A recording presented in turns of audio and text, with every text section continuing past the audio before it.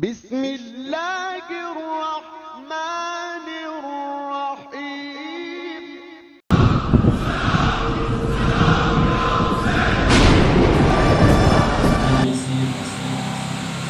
رب اشرح لي صدري ويسر لي امري واحلل عقدة من لساني يفقهوا قولي ما شاء الله لا حول ولا قوة إلا بالله العلي العظيم أعوذ بالله من الشيطان الرجيم بسم الله الرحمن الرحيم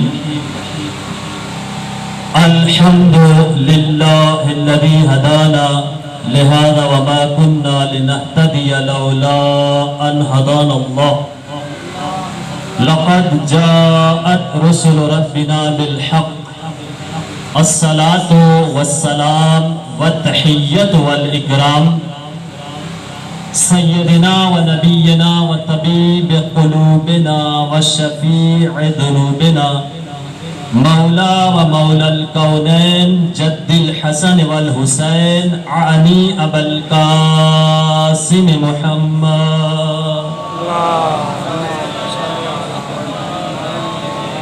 وعلى أهل بيته الطيبين الطاهرين المعصومين المظلومين المنتخبين المنتجبين قال الله الذين أذهب الله عنهم الرجس وطهرهم تطهيرا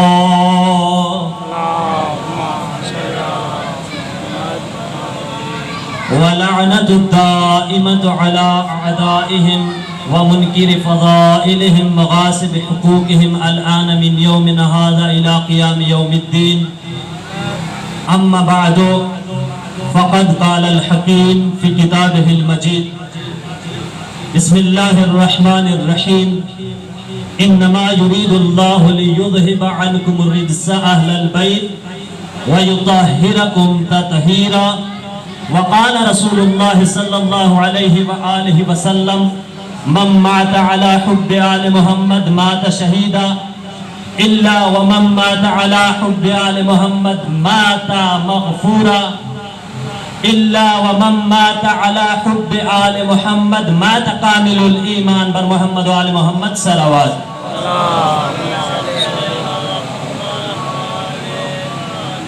آپ کے درود پڑھنے کی آواز اتنی زیادہ ہے کہ آسمانوں سے آنے والی گرج بھی گھبرا رہی ہے کہ یہ مومنین بیٹھے ہوئے ہیں اور اس طرح درود پڑھے. میں نے آپ کی خدمت میں تمہیدی جملوں میں ایک جملہ عرض کرتا چلوں. آپ کی خدمت میں حدیث معصوم کی بیان کر رہا ہوں. معصوم کی حدیث پر عمل کرنا واجب ہوتا ہے.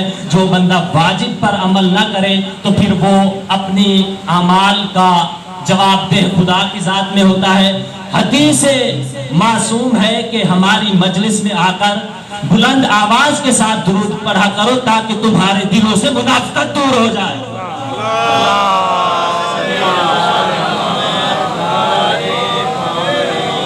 درود کا پڑھنا ثواب, اس ذکر میں بیٹھنا ثواب, آل محمد کا ذکر کرنا ثواب, اس محفل میں اس مجلس میں آ کر بیٹھنا عبادت ہے. یہ میں محسن رضا غدیری اپنی طرف سے نہیں کہہ رہا. معصوم فرماتے ہیں کہ جب مومن بندہ مجلس حسین میں آ کر بیٹھتا ہے تو وہ مومن جب مجلس حسین میں آ کر بیٹھتا ہے تو رحمت کے فرشتے نازل ہوتے ہیں. رحمت کے فرشتے نازل ہوتے ہیں. اس ذکر حسین میں آیا کریں, عاجزی و انکساری کے ساتھ آیا کریں. اس ذکر کو ذکر سمجھ کر آیا کریں, ذکر کو مذاق سمجھ کر نہ آیا کریں. اس لیے کہ یہ اس مظلوم کا ذکر ہے کہ جو مظلوم کل کربلا میں اپنا سر کٹوا چکا تھا, لیکن وہ سر کٹوانا اور اس کا جو بیٹا تھا وہ یزید کے دربار میں تماچے مار کر کہتا تھا. آج ہم تماچے مار کر بتاتے ہیں اپنے سروں پر, یہ تماچے ہم اپنے سروں پہ نہیں مارتے, قاتل حسین کے منہ پر مارتے ہیں. قاتل حسین کے منہ پر ہم کسی کو بھول نہ ہو. یہ ذکر ہے اور یہ ذکر ہمارا ذکر میں آنا عبادت ہے. صلوات ہدیہ کریں محمد و آل محمد کی ذات.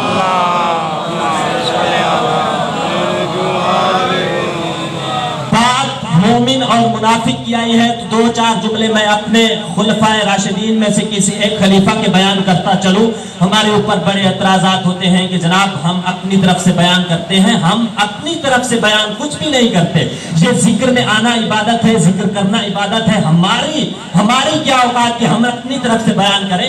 اللہ کا نبی اگر کوئی گارنٹی دے دو تو پھر کیا کہیں گے؟ توجہ ہے.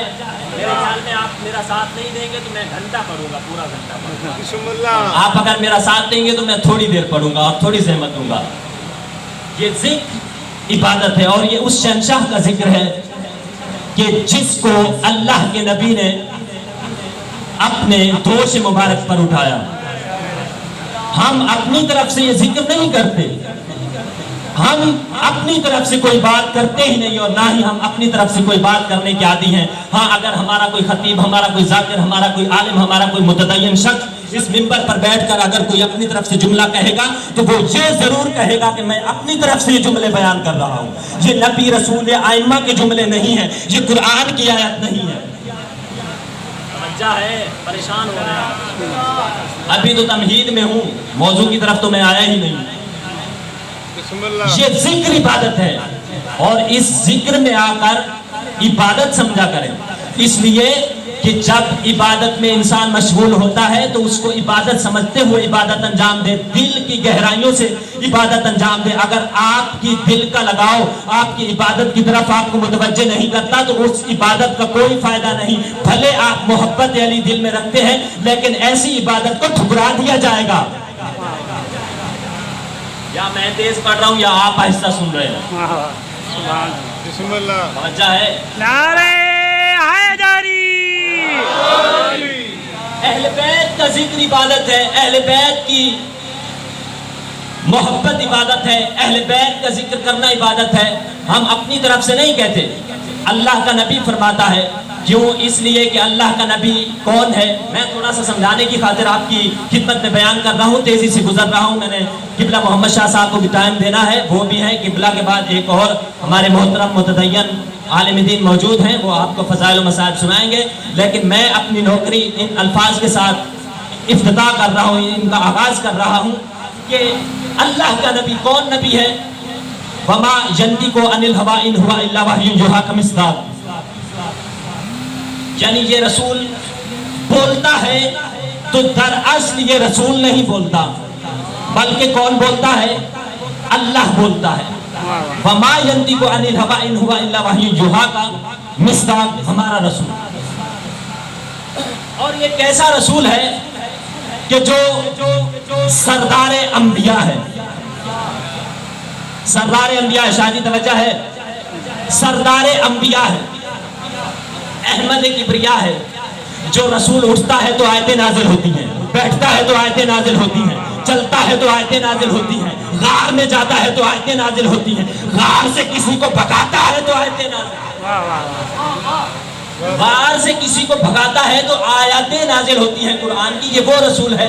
وما ینطق عن الہویٰ ان ہوا الا وحی یوحیٰ. یہ اپنی طرف سے کوئی بات ایک بھی نہیں کہتا. اچھا, تین چیزیں رسول اللہ کی ہمارے لیے قابل اعتماد ہیں, قابل فخر ہیں, قابل عمل ہیں. ہمیں چاہیے کہ ہم رسول اللہ کی تین چیزوں پر عمل کریں. یا رسول اپنی زبان سے کچھ الفاظ ادا کرتے ہیں, یہ کہلاتا ہے قول رسول, جسے آپ حدیث بھی کہتے ہو. اور حدیث کی یہ تین اقسام ہوتی ہیں. معصوم سے جو ہم جن پر عمل کرنے کے قابل ہو جائیں وہ تین قسم کی ہوتی ہیں. توجہ ہے, علمی مجمع ہے اس لیے میں علمی بات کر رہا ہوں. ایک قول رسول, ایک ہوتا ہے فعل رسول. یعنی رسول اللہ کے سامنے رسول اللہ خود کوئی عمل انجام دے کر بتائیں, اصحاب کے سامنے, تابعین, اصحاب کے جو تابعین ہیں یا دیگر جو رسول اللہ کے دور میں لوگ ہوتے تھے انہیں سمجھانے کے لیے خود جو فعل انجام دیتے تھے اسے کہا جاتا ہے فعل معصوم. تیسری چیز کیا ہے؟ تقریر معصوم. تقریر معصوم یعنی رسول اللہ کے سامنے